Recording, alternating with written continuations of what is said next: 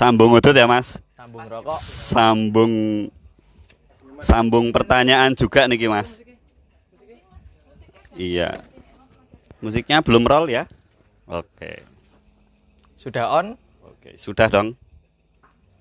Oke. Audio standby. Kelanjutannya Mas, dari nyambung udut tadi kira-kira pertanyaan yang cukup membagongkan dari diri Anda sendiri tadi ya. Kira-kira gimana itu Mas? Jadi pertanyaannya saya ulang ya teman-teman ya. Bagaimana peran atau bagaimana para pelaku seni tradisi kerakyatan dalam menghadapi situasi pandemi ini? Sebenarnya cukup memusingkan ya, karena saya kebetulan juga seorang pelaku seni tradisi kerakyatan. Saya juga sering jadilan, saya juga sering ketopraan, saya juga sering gamel wayangan. Ternyata sangat berimbas.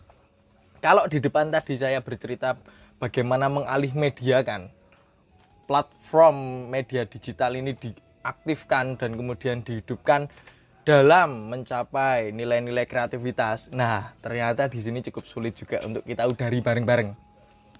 Kalau musisi atau artis cover gitu mungkin mudah ya dalam berkreasi melalui YouTube, melalui Spotify, melalui TikTok, Instagram dan lain sebagainya. Ada banyak sekali platform media digital. Tapi pertanyaannya ini cukup menggelitik. Bagaimana nek aku jadilan Mas, aku wong wayang Mas, kalau dialih media kan bagaimana treatmentnya? Ternyata ini pertanyaan yang sangat menggelitik dan sangat sulit untuk dijawab. Karena kalau ngomongin seni tradisi kerakyatan, kita harus mulai berjarak sedikit untuk melihat bagaimana treatment tradisi kita. Ternyata treatment tradisi kita tidak berhenti pada wilayah panggung dan hiburan. Nah, ini artinya berkaitan erat dengan nilai-nilai sosial kita, bagaimana orang-orang tradisi kita berperilaku, berekspresi. Ini sangat berkaitan dengan kesenian tradisi itu sendiri. Artinya nek misale ada orang jadil, itu ndak mungkin tanggapannya untuk sebuah festival yang magrong-magrong dan daki-daki.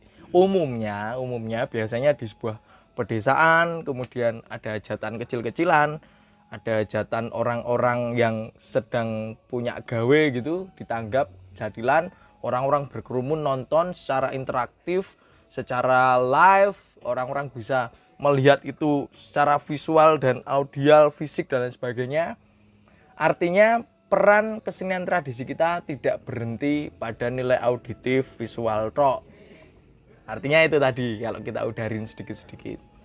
Nah, sebelum jauh, ini cukup bisa menjawab pertanyaannya.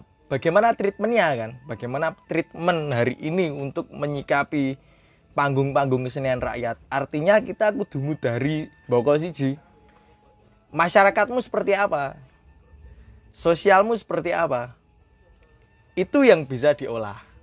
Artinya platform ini yang kemudian harus direvolusi.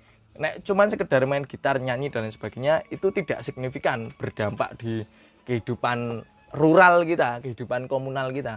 Tapi nek jadil, wayangan, divisualkan atau didokumentasikan secara digital, ya itu cuman berhenti pada nilai dokumentasi, bukan nilai estetika yang luwih jero meneh. Karena estetika kesenian tradisi itu wis menubuh dan nyawiji di dalam kehidupan sosial masyarakat tradisi kita. Pertanyaannya, piye carane hari ini harus disikapi seperti apa? Itu yang perlu kita jawab bersama-sama. Aku mau mengajak teman-teman untuk ngudari boko sithik bahwa kesenian tradisi ini berkaitan erat dengan kehidupanmu, berkaitan erat dengan spiritualitasmu, berkaitan erat dengan bapakmu yang nandur pari, berkaitan dengan ibumu yang ngumbah-umbah dan lain sebagainya. Itu perlu kita udari bareng-bareng, karena jadilan itu tidak, jadilan wayang, ketoprak itu tidak bisa berhenti di wilayah YouTube. Itu cuma dokumentasi. Begitu teman-teman, saya mau mancing, mau mantik dan memprovokasi teman-teman semuanya. Semoga setelah ini teman-teman bisa berpikir, oh ya gitu ya. Oke, siap, semangat budaya.